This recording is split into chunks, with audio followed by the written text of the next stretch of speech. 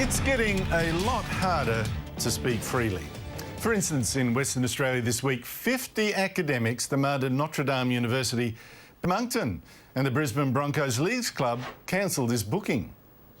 Even stranger, in New South Wales, the Land and Environment Court has ordered a Blue Mountains gallery to get sculpture it says offends Aborigines on the other side of the continent, in the Kimberleys. Now, joining me is the gallery's owner, Vesna Tenodi. Vesna, what was the point of this sculpture? Oh, good morning, Andrew. The point, art does not have to have a point. It's a very nature of art. It's a pure joy of creation.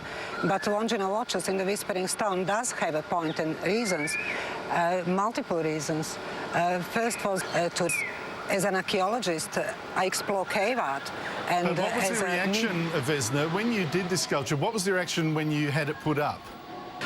Curiosity, people swarmed around the sculpture, and I can say that 99% of people who saw the artwork... Kimberley tribes say they own the idea of this having a sculpture. It's a ludicrous proposition because Wandjina is just one of many, God's many names, and same as Jesus and Buddha and Shiva. Do you think tribes should own this idea?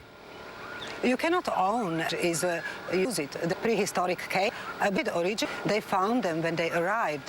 And now to try to claim ownership, it only generates, you know, the malevolence and ill will and division in society.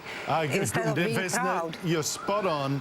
We shouldn't be censoring people exploring ideas just because they offend someone. Thank you very much for joining me. Thank you, Andrew. God bless. You're told over and over that global warming is killing the Great Barrier Reef. Prime Minister Gillard says it's killed some of the reef already, and many warming preachers say the same. Scientists tell us it could be dead by the middle of this century if we don't stop climate change. I was shocked. I mean, in that short time, from '88 to 2004, there are very, very perceptible changes. At the moment, there's probably little doubt that this is our first major sign of a change in the tropics because of global warming. Now, the almost unreported truth. The Australian Institute of Marine Science, in a new study, admits the reef's coral cover has in fact not fallen since at least 1995. Why wasn't this news?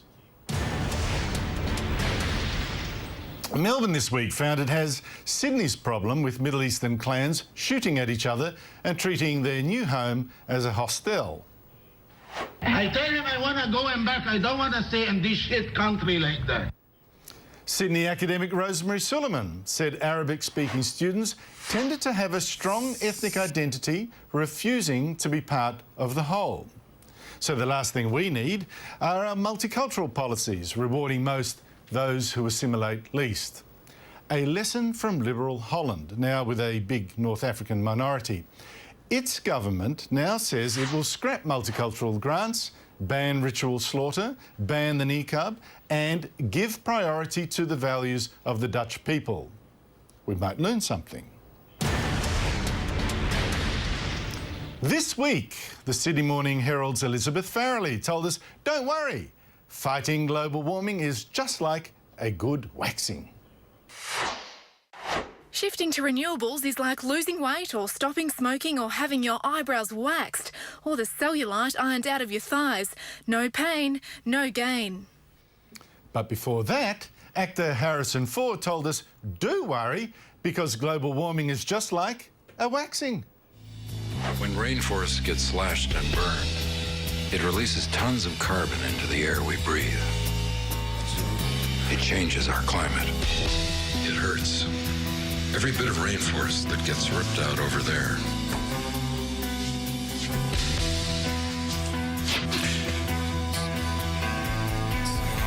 really hurts us over here. Conclusion? Global warmists do a lot of waxing. And that's the show. Thanks for watching. Meet the Press is next with Hugh Riminton.